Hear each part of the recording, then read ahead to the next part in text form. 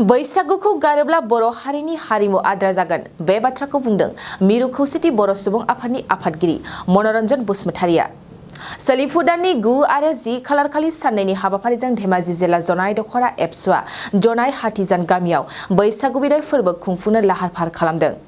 खुंफुंनो लानाय बैसागु बिदाय फोरबोनि थाखाय दिनै जनाय दखरा एबसुआ जनाय हाथिजान गामियाव लाइ खुन्थिया गायसनदों। लाइ खुन्थियाखौनो गायसननानै होफैयो मिरु खौसेथि बर' सुबुं आफादनि आफादगिरि मनरन्जन बसुमतारिया। हाबाफारियावनो बाहागो लायो जनाय दखरा एबसुनि साफ्रोमबो मावथिफोरजों लोगोसे ओनसोलनि फोनांजाब आफादगिरिफोरनि दैदेनगिरिफ्रा।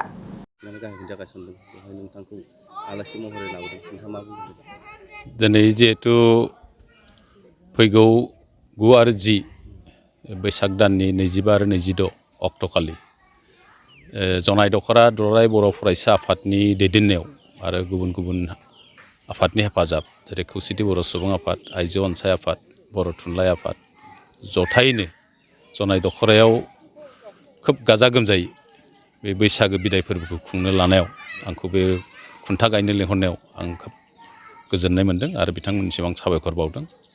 आं बेखौनो बुंगोन बेयाव जिहेतु बैसागो जिथु फोरबो खुंनाय बा बैसागो बरायनाय बेखौ जों खुंनांगौ होननानै खुङा थारमाने जोंनि राव हारिमु बा जोंनि बैसागोनि जिबिलाक आदब खायदा मोसानाय बेफोरखौ संरैखा खालामनायनि बे मोनसे हाबाफारि बियो।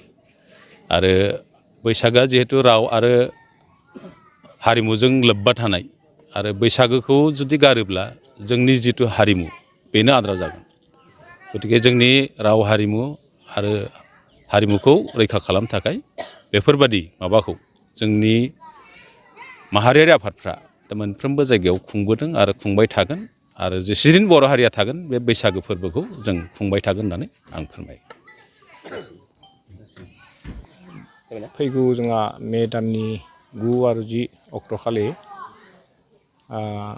जोंनि जनाय दखरा बर' फरायसानि खुंनायनि सुजुग सुबिदा लानानै गासै आफादाबो ज' जानानै नैबे जोंनि बर'नि बैसागो फोरबोखौ खुंनो लादों। दा बेवहाय जोंहा गासै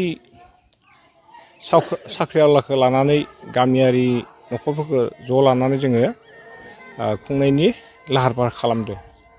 बेवहाय जोङो प्राय 3 लाखसो रांनि बाजेटआव बे फोरबोखौ खुंनो लादों आरो जोङो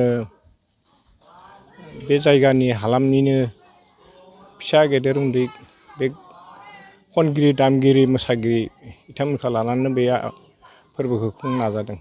मानो होनब्ला जोंनि बे उथिबोनाय उन्दै उन्दै गथ'फोरा जाहाथे इयुनाव रोजाबनाय मोसानाय दामनाय बेफोर जौगायो बेखौ लानानै जों बे आयदाखौ लादों। सानदों फैगौ बोथोराव जोङो मोजाङै खुंलांनो हाथों, इसोरा जोंनो गोहोफोर सारस्रिनो हाथों। मोसानायनि अनगायै माबाफोर बादायलायनाय लाबोगोन नामा? मोसानायनि अनगायै दिरुं बोनाय खारनाय मोननैसो ओरै लाफादों समा। नोंथाङा सानाय सुनाय बेरामनि जेंनायाव दं नामा? जुदि नोंथाङा देहायाव सानाय सुनायजों भुगिनांगासिनो अब्ला नोंथांनि थाखाय गोजोनथाव खौरां। नोंथांनि थाखाय दं एसआइ निउर' थेरापि सेन्टार। बे थेरापि सेन्टाराव नोंथाङा गोरलैयैनो सानाय सुनाय बेरामखौ फाहामथाय लानो हागोन।